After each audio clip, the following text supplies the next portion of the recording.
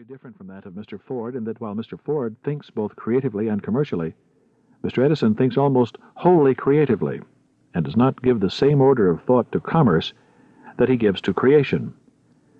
Neither man is an inventor in the ordinary sense, for they do not stumble upon things by accident. They start with what they want to achieve and then think out the methods of achievement. Mr. Edison's whole life has been devoted to training his mind to concentrated thinking. He will work for hours and days without food or sleep, and he can do this because he has so trained his mind that it shuts out everything except the specific problem before him. Business is founded on thought. Optimism and enthusiasm are valuable in keeping up the morale of an organization. They are lubricants which help to overcome friction, but they cannot be the driving power, and they cannot substitute for well-thought-out business principles any more than a machine will run just because it is well-oiled. Power has to be transmitted before a wheel will turn. We give various names to the thought which has the power to turn the wheels. Sometimes we call it management. But there is another kind of management which is not based on thought, and which is not management at all. For instance, there is the kind of management which operates solely on records. Records will guide thought, but they will not substitute for thought. Good management, that is, management with real thought behind it, does not bother trying to make its way by trickery, for it knows that fundamental honesty is the keystone of the arch of business. It knows that you will fail if you think more of matching competitors than of giving service, that you will fail if you put money or profits ahead of work, and that there is no reason why you should succeed if what you do does not benefit others. This is not idealistic philosophy. It is the hardest kind of hard common sense.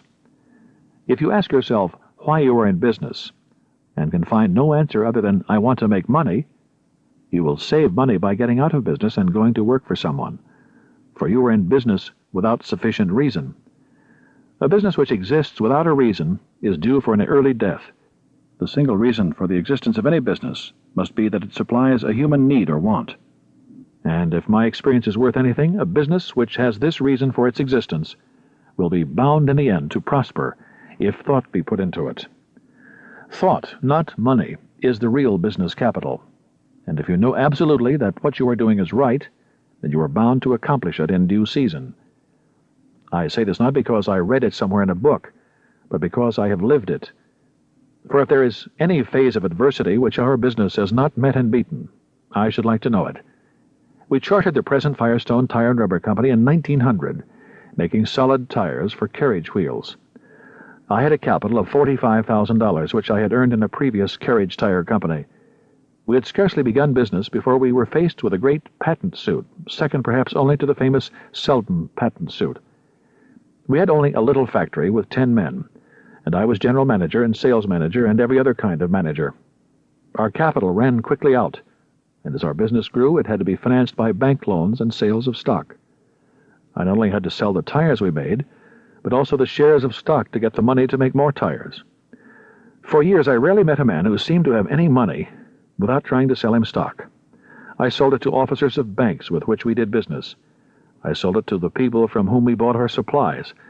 I sold it to our own employees, and I bought it myself whenever I could find a bank which would take it as collateral.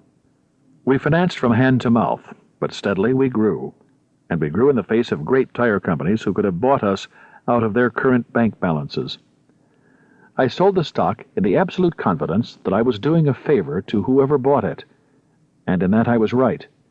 For instance, I induced an officer of a steel corporation with which we did business to take, in the first few years, stock to the value of $7,500. For some years he got nothing in return for his money. Today his holdings have a market value of $900,000. We grew from the little building we first bought to larger buildings, and for many years we could not increase our manufacturing capacity in pace with the orders that came in. We fought and won other great patent suits, the loss of any one of which would have wiped us out of existence. Our original 10 employees grew to 17,000. We passed from the solid carriage tire to the various forms of automobile tires. Our sales went up to around $100 million a year, and our capacity from around 40 tires a day to around 40,000. We built up on the side a rim-making business, which supplies half the manufacturers of passenger cars and trucks in the country. From only a few scattered salesmen, we grew to 62 factory branch houses, 75